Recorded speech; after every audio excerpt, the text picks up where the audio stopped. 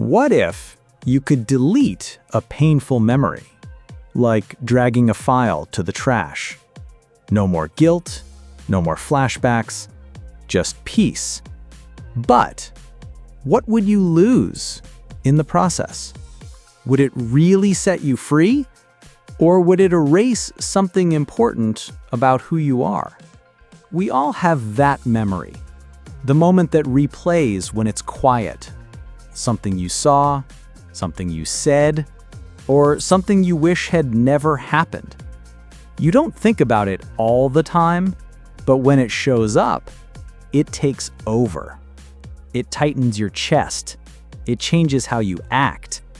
Sometimes it even changes how you see yourself. You try to forget, but it keeps coming back, like a glitch in the system you can't control. So what if you could delete it? Turns out your brain doesn't store memories like a filing cabinet. It stores them like wet cement, especially the emotional ones. And here's the fascinating part. Every time you remember something, you're not just replaying it, you're rewriting it. That process is called memory reconsolidation. For a brief window, about 5 hours, your brain reopens the file and allows edits.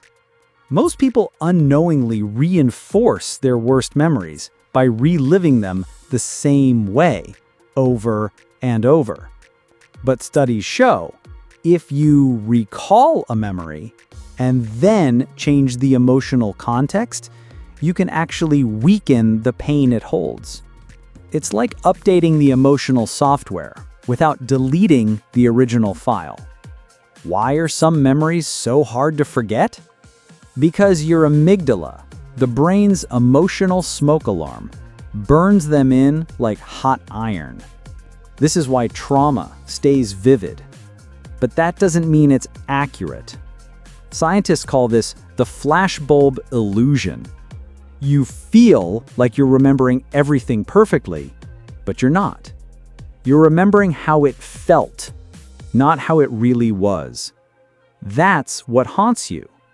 Ancient wisdom knew this before science did. The Stoics said, "We suffer not from events, but from our judgments about them." The Buddhists taught, pain is inevitable, suffering is optional. In other words, you don't have to erase the memory, you just have to release its meaning. Picture a photo album in your mind. One photo always falls out. The one that makes your stomach drop. You pick it up, you stare at it. Again and again. The photo doesn't change, but your feelings about it deepen. Now imagine this. You pick up that same photo and gently slide it into a folder labeled Past.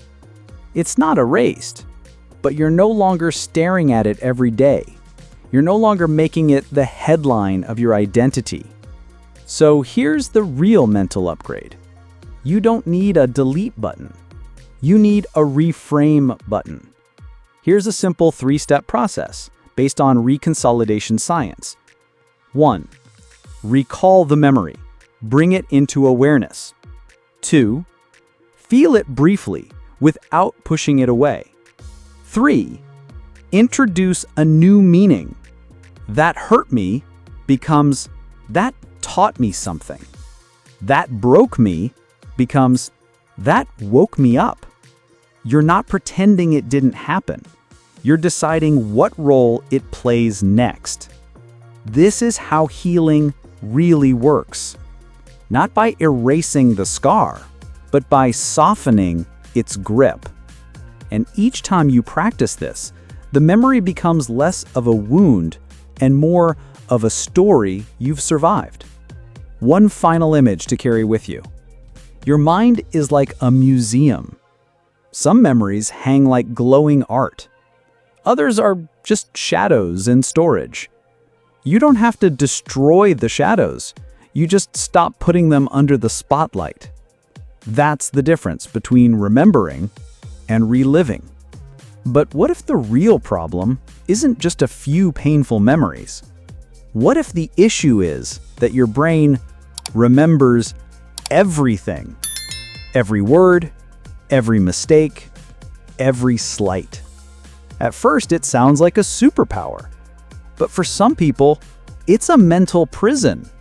Click next to discover what if you remembered everything, and see what happens when forgetting becomes a gift.